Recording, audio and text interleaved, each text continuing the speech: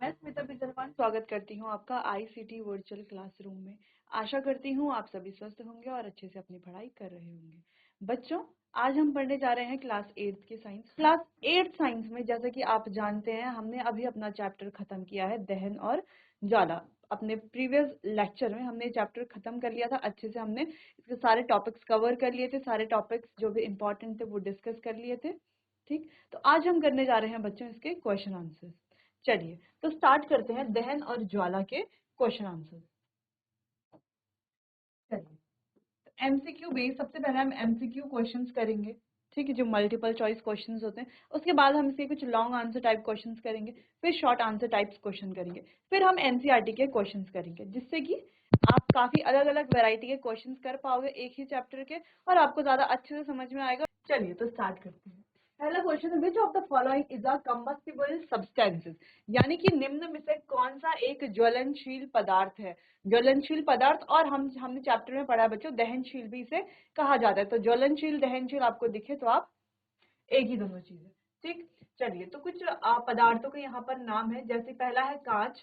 क्या कांच एक ज्वलनशील पदार्थ है? कांच आग पकड़ता है? नहीं पकड़ता।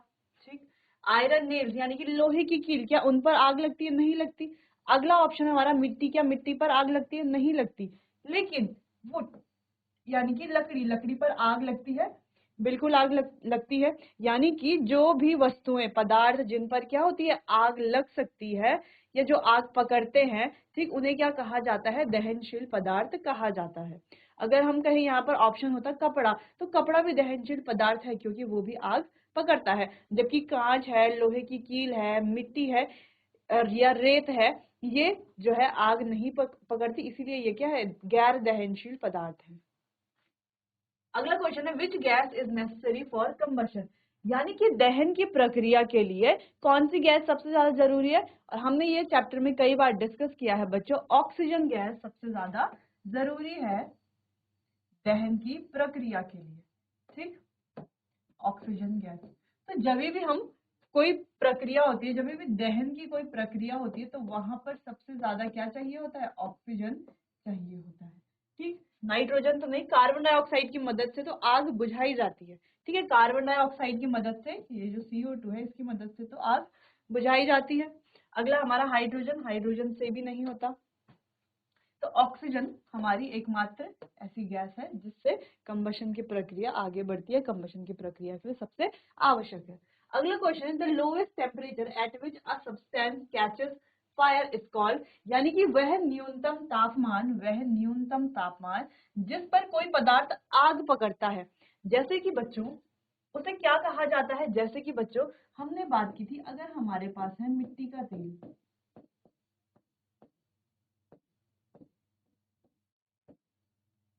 और दूसरी चीज है हमारे पास लकड़ी।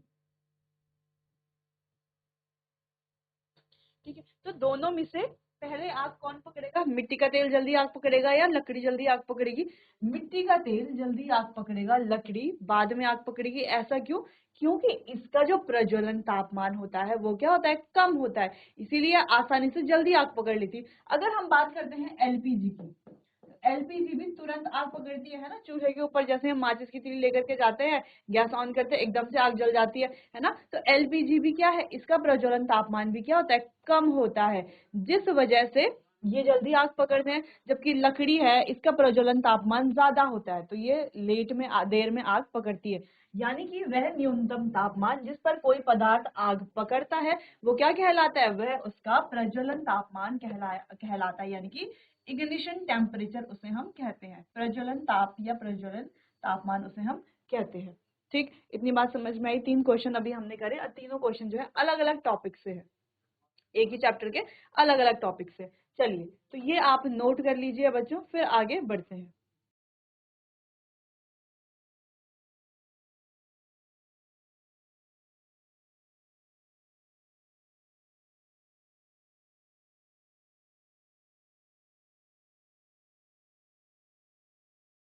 आगे बढ़ते हैं। Which of this is a non combustible material, यानी कि इनमें से कौन सा अज्वलनशील पदार्थ है या गैर ज्वलनशील पदार्थ है, यानी कि जो आग नहीं पकड़ता, जिसमें आग नहीं लगती। ठीक, पहला है पेपर यानी कि कागज। तो बच्चों कागज में तो आग लगती है, तो कागज तो एक क्या है, ज्वलनशील पदार्थ है। अगला है केरोसिन यानी कि मिट्टी का तेल, मिट्टी का तेल भी एक ज्वलनशील पदार्थ है। अगला ऑप्शन डी हमारा एलपीजी, एलपीजी भी क्या है, एक ज्वलनशील पदार्थ है, इस पर भी आग लगती है, ये आग पकड़ता है। लेकिन बच्चों स्टोन यानी कि पत्थर एक ज्वलनशील पदार्थ नहीं है, इस पर आग नहीं पकड़ती। ठीक, अगला what type of combustion takes place in fire crackers, यानी कि पटाखों पर किस प्रकार का दहन होता है। अब किस प्रकार का दहन होता है, यानी कि अब हमने बच्चों जब चैप्टर पढ़ा था तो हमने क्या पढ़ा कि दहन जो है वो क्या होता है, 3 प्रकार का होता है। कौन कौन सा, तीव्र दहन,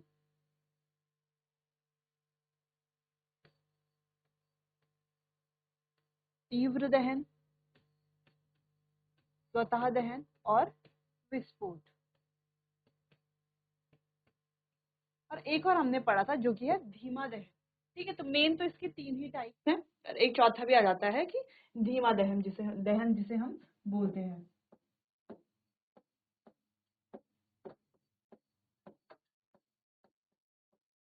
ठीक, तो यहाँ पर क्वेश्चन पूछा गया कि फायर क्रैकर्स यानी कि पटाखों में किस प्रकार का दहन होता है। तो पटाखों में बच्चों विस्फोट होता है।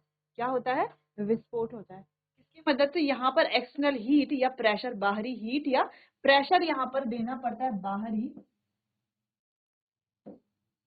हीट या प्रेशर यहाँ पर देना पड़ता है। ठीक, जिसकी वजह से यहाँ पर क्या होता है, विस्फोट होता है। और विस्फोट में हमें क्या देखने को मिलता है, हीट, लाइट एंड साउंड, यानी कि ऊष्म, प्रकाश और ध्वनि हमें यहाँ पर देखने को मिलती है। ठीक, तो हम जानते हैं कि पटाखों में किस प्रकार का विस्फोट होता है, एक्सप्लोजन होता है। क्या होता है, विस्फोट होता है। किस प्रकार का दहन होता है, विस्फोट होता है। ठीक, कैसे, बाहरी हीट मतलब कोई एक्सटर्नल हीट या प्रेशर अप्लाई करने पर विस्फोट होता है पटाखों पर। और क्या निकलता है, क्या हमें देखने को मिलता है, हीट, लाइट और साउंड। ठीक है, ऊष्मा, प्रकाश और ध्वनि। अगला क्वेश्चन है which part of the flame is the hottest, यानी कि ज्वाला का कौन सा भाग सबसे गर्म भाग होता है। तो सबसे गर्म भाग कौन सा होता है बच्चों, जो सबसे बाहरी क्षेत्र होता है वो सबसे ज्यादा गर्म। जब हमने ज्वाला का इस प्रकार से डायग्राम बनाया था, ठीक है, तो हमने कहा था जो सबसे बाहर का पार्ट होता है वो सबसे ज्यादा हॉट होता है। ठीक, जो अंदर का पार्ट होता है वो थोड़ा कम मॉडरेटली हॉट होता है। और जो सबसे ज्यादा अंदर का पार्ट होता है वो क्या होता है, सबसे कम हॉट होता है। इस तरीके का ज्वाला का हमने क्या बनाया था, डायग्राम बनाया था। तो हमने कहा था कि सबसे बाहर का पार्ट होता है वो सबसे ज्यादा क्या होता है, हॉट होता है। ठीक है, सबसे ज्यादा गर्म होता है। जो उसके अंदर वाला पार्ट होता है वो क्या होता है, उतना ज्यादा हॉट नहीं होता। और जो सबसे अंदर का पार्ट होता है वो सबसे कम गर्म होता है ना, सबसे कम गर्म होता है। ठीक, तो यहाँ पर वही है कि कौन सा ज्वाला का कौन सा भाग जो है वो सबसे ज्यादा गर्म होता है, वो है बाहरी क्षेत्र यानी कि आउटर जोन। जो मिडल जोन है वो थोड़ा कम गर्म होता है। और जो सबसे अंदर की जोन है, इंटर क्या बोलते हैं हम, कि इनर मोस्ट जोन जो है उसे क्या कहते हैं हम, वो सबसे कम गर्म वाला भाग होता है, सबसे कम गर्म वाला क्षेत्र होता है। तो ये रहे 3 क्वेश्चंस, इन्हें आप नोट कर लीजिए बच्चों, फिर आगे बढ़ते हैं।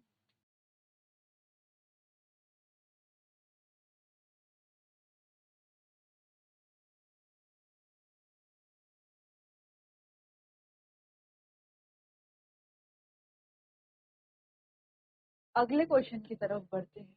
अगला है which is the cleanest fuel, यानी कि सबसे स्वच्छ ईंधन कौन सा है। तो बच्चों यहाँ पर हाइड्रोजन जो है वो सबसे स्वच्छ ईंधन होता है। और सबसे स्वच्छ ईंधन हम कैसे बताते हैं, उनकी कैलोरीफिक वैल्यू की वजह से, है ना, जिसकी कैलोरीफिक वैल्यू ज्यादा है तो वो उतना ही क्लीन फ्यूल माना जाता है। ठीक, चलिए, तो कोल, कोल क्या है, एक क्लीन फ्यूल नहीं है। क्लीन फ्यूल किसे कहते हैं हम, यानी कि स्वच्छ ईंधन बोल किसे रहे हम, जिससे किसी भी प्रकार का प्रदूषण नहीं होता, जिससे किसी भी प्रकार का नो पॉल्यूशन,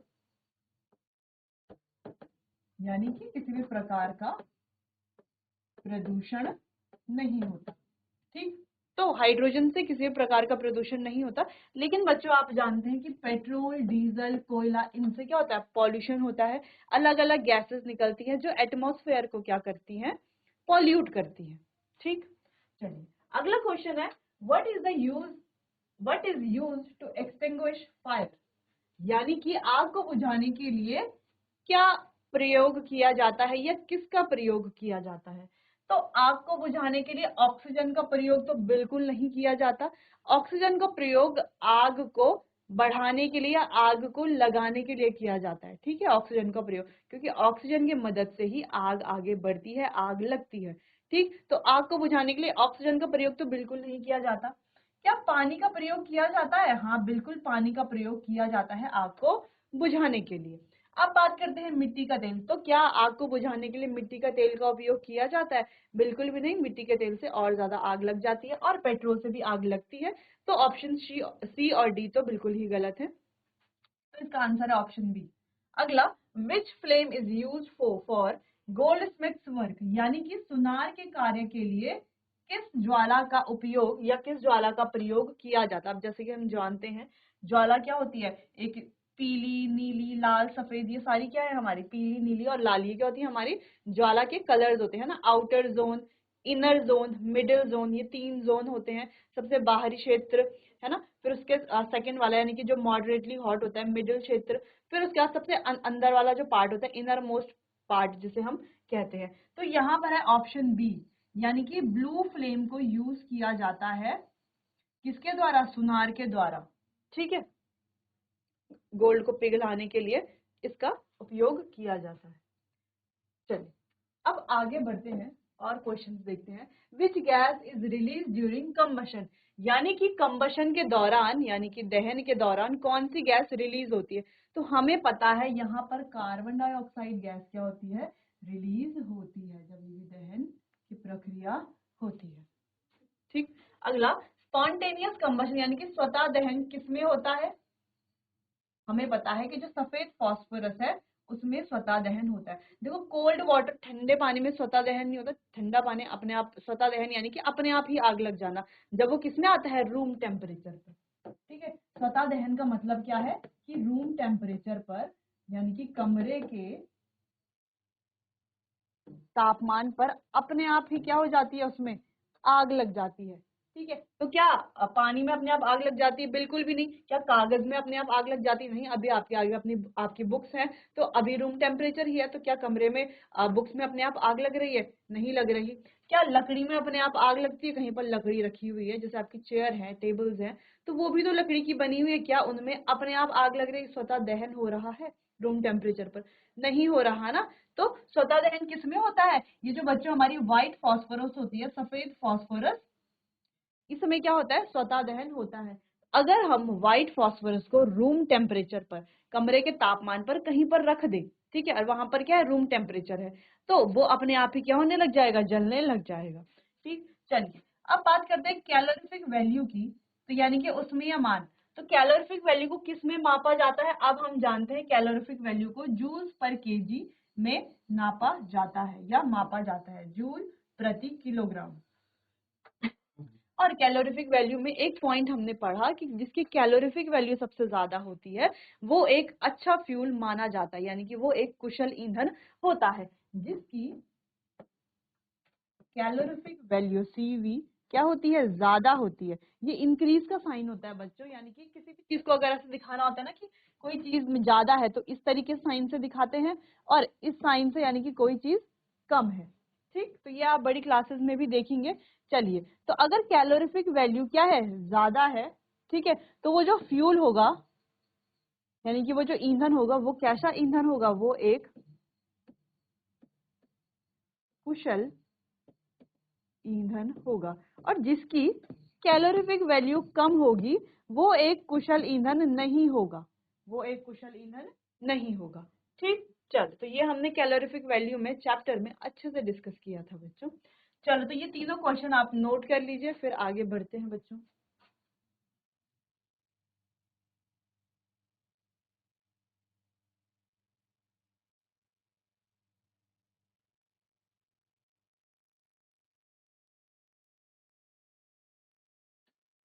अगले क्वेश्चन की तरफ बढ़ते हैं। अगला क्वेश्चन है इनकम्प्लीट कंबशन, यानी कि अपूर्ण दहन प्रोड्यूसेस। अब अपूर्ण दहन की वजह से क्या होता है बच्चों? कार्बन मोनोऑक्साइड प्रोड्यूस होती है। क्या बनती है? Carbon monoxide. ठीक है। तो हमने क्या कहा, जब पूर्ण दहन होता है तब तो क्या बनती है, कार्बन डाइऑक्साइड, और जब अपूर्ण दहन तब बनती है कार्बन मोनोऑक्साइड। ठीक है, ऑक्सीजन तो नहीं बनती, ऑक्सीजन की मदद से आग लगती है। ठीक है, अगला क्वेश्चन है matchstick burn due to. अब मैच स्टिक कैसे बर्न होती है, माचिस की जो तीली है, माचिस है, वो जब जलती है तो कैसे जलती है बच्चों, फ्रिक्शन की वजह से, यानी कि घर्षण की वजह से जलती है ना। ये इस तरीके से मैच स्टिक क्या होती है, डब्बा होता है मैच बॉक्स, और ये होती है माचिस की तीली। तो जलती कैसे है बच्चों, इसको जब इसमें क्या किया जाता है, फ्रिक्शन लगता है ना, घर्षण होता है इनके बीच में, तभी तो जलती है। तो किस वजह से, ऑप्शन ए इसका आंसर है। अगला, a good fuel should have. अच्छा, एक अच्छे ईंधन की क्या खास बात होती है, अच्छे ईंधन में क्या होना चाहिए, क्या उसकी हाई कॉस्ट होनी चाहिए, अधिक लागत होनी चाहिए, नहीं, अधिक लागत नहीं होनी चाहिए। लो एफिशिएंसी होनी चाहिए, यानी कि कम दक्षता होनी चाहिए, बिल्कुल भी नहीं। हाई स्मोक, अधिक धुआं होना चाहिए, ये तो बिल्कुल भी नहीं होना चाहिए। उसका क्या होना चाहिए, हाई कैलोरीफिक वैल्यू होनी चाहिए, यानी कि उच्च ऊष्मीयमान होना चाहिए। जैसे कि बच्चों हमने प्रीवियस क्वेश्चन में भी डिस्कस किया था कि जिस फ्यूल का, जिस ईंधन का कैलोरीफिक वैल्यू यानी कि ऊष्मीय मान जितना ज्यादा होता है, वो उतना ही कुशल ईंधन होता है। तो एक अच्छे ईंधन की क्या गुण है, अच्छे ईंधन का सबसे पहला गुण तो यही है कि उसकी कैलोरीफिक वैल्यू क्या होती है, ज्यादा होती है, तो ज्यादा हीट निकलती है वहां से। ठीक, अगर हम बात करें, 1 kg हमारे पास है काव डंग, काव डंग यानी कि गोबर के उपले, ठीक है, और 1 kg हमारे पास है एलपीजी। तो दोनों 1 kg है ना। तो दोनों का जब हम बर्न करते हैं बच्चों, तो ज्यादा हीट कहाँ से प्रोड्यूस होगी, एलपीजी से ज्यादा हीट प्रोड्यूस होगी, पहली चीज।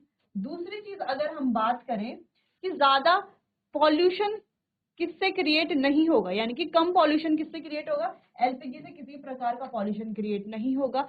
ना तो यहाँ पर जो है ज्यादा हीट प्रोड्यूस होगी, ना ही यहाँ पर कम पॉल्यूशन होगा, यहाँ पर तो पॉल्यूशन भी ज्यादा होगा, धुआं इतना ज्यादा निकलता है।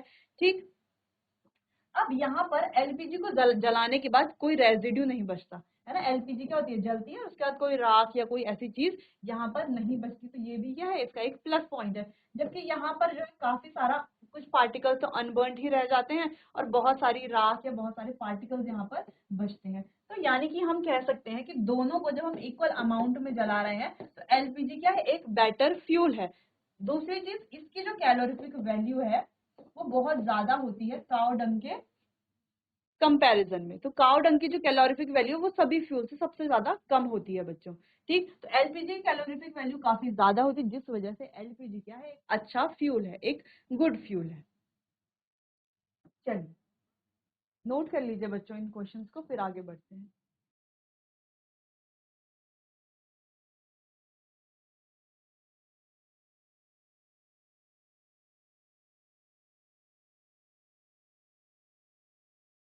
आगे बढ़ते हैं अगले क्वेश्चंस की तरफ।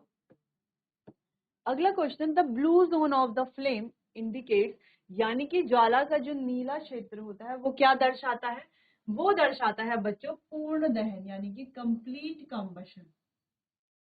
क्या दर्शाता है, कंप्लीट कंबशन।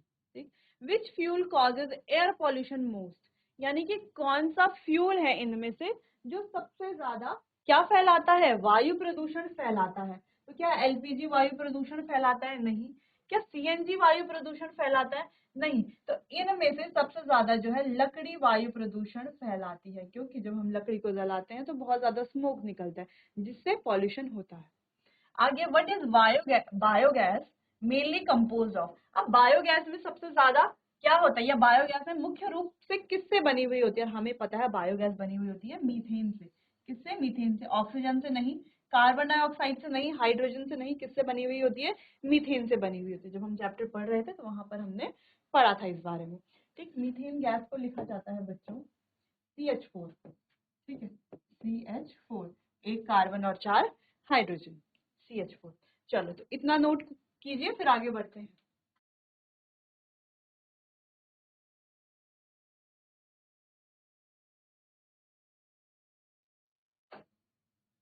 चलिए बच्चों, तो आज के लिए बस इतना ही, बाकी ये क्वेश्चन कंटिन्यू करेंगे हम अपने आने वाले अगले सेशन में। तब तक के लिए आपका बहुत बहुत धन्यवाद।